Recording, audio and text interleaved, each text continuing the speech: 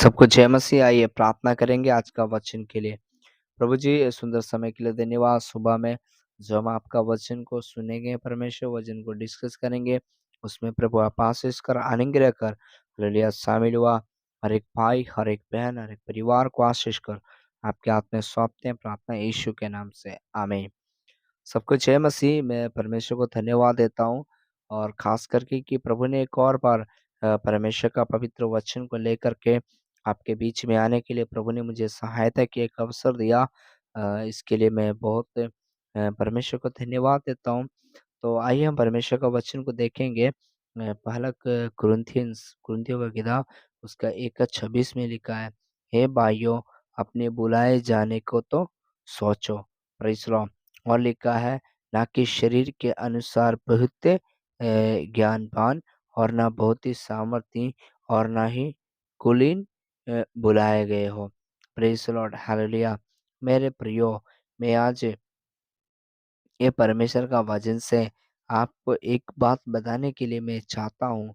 वो ये बात है कि पहला, कि परमेश्वर ने हम सबको क्या किया है? बुलाया है। हम सबको प्रभु यीशु मसीह ने चुन लिया है। जैसा कि प्रभु यीशु मसीह ने अपने चेले लोग को, पतरस को कहा है, हे पतरस, अब तू मनुष्य को पकड़ने वाला नहीं, सॉरी, मछली पकड़ने वाला नहीं, मैं तुमको मनुष्य को पकड़ने वाला बनाऊँगा। और उसका जीवन में एक परमेश्वर का पीछे जब वो चल रहे थे, परमेश्वर के साथ समय बिता रहे थे, तो उनका मन में एक बहुत बड़ा सवाल आया कि प्रभु, अगर मैं आपके पीछे चलूँ और आपका राज्य में चलूँ और आपकी बात को मानूँ, तो मुझे क्या मिलेगा? मेरे परिवार को क्या मिलेगा? तो प्रभु यीशु मसीह ने उस परिवार के लिए एक बहुत अच्छा भविष्यवाणी कहा कि वो 1000 पीढ़ी क्या पाएँगे? आशीष पाएँगे। हालेलुया! तो हम एक बात याद रखना है कि परमेश्वर का दृष्टि में जगत यानी ये संसार में रहने वाला कोई भी व्यक्ति क्या है?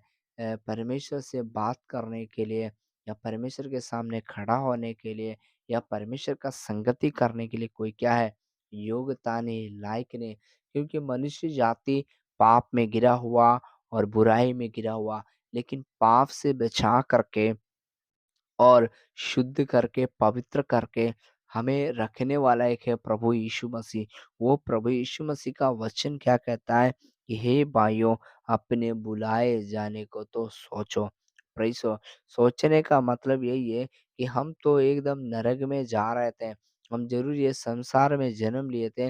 अगर आज हम यीशु मसीह को नहीं जानते, यीशु मसीह से प्रार्थना नहीं करते, तो हमारा जीवन नरक में जाता। यदि अगर आप यीशु मसीह को नहीं जानते हैं और इस वचन को सुने, तो मैं आज आपको कहने के लिए चाहता हूँ कि हमारा जीवन एक पापमय जीवन है और ये पाप का जीवन जो हमारा पीढ़ियों से चलता आया है, हमारा धर्म से छुटकारा देने के लिए 2023 साल पहले प्रभु यीशु मसीह धरती पर आया। वो प्रभु यीशु मसीह हमारे लिए अपना जान दिया। वो परमेश्वर कहता था कि जो कोई मुझ पे विश्वास करे, वो नाश ना हो परंतु अनंत जीवन पाए।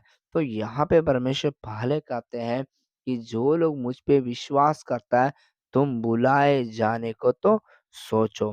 क्या हमको सोचना चाहिए कि जब हमारे जीवन में कोई खूबी नहीं था, जिस रोमियो की किताब में लिखा है कि जब हम पापी थे तभी परमेश्वर का भलाई, परमेश्वर का प्रेम हम पर प्रकट हुआ और मसीह हमारे लिए मरा। हालेलुया!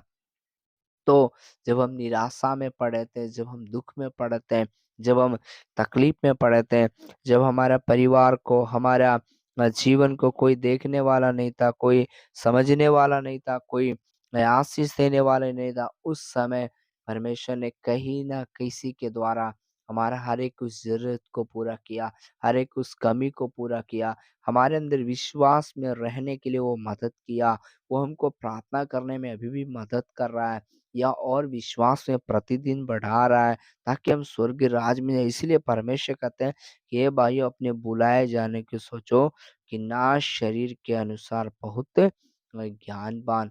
देखिए, ये दुनिया में आप कोई कंपनी में जॉब करने के लिए जाएंगे, तो उसमें एक दो व्यक्ति जो सीनियर हो गए कंपनी का, वो कितना सफलता पाए, कितना सक्सेस पाए, उनको कितना पैसा मिल रहा है, वो उसी के बारे में क्या करेंगे, वो एक-एक को मैगज़ीन में फ़ोटो छाप करके लोग को दिखाएँगे, कहेंगे अरे इसमें जुड़ो तुमको ये मिलेगा, वो मिलेगा, तुम ये डॉलर बनेगा, स्टार बनेगा। कई प्रकार का लोग को बताते हैं, लोग उसमें फँस जाते हैं।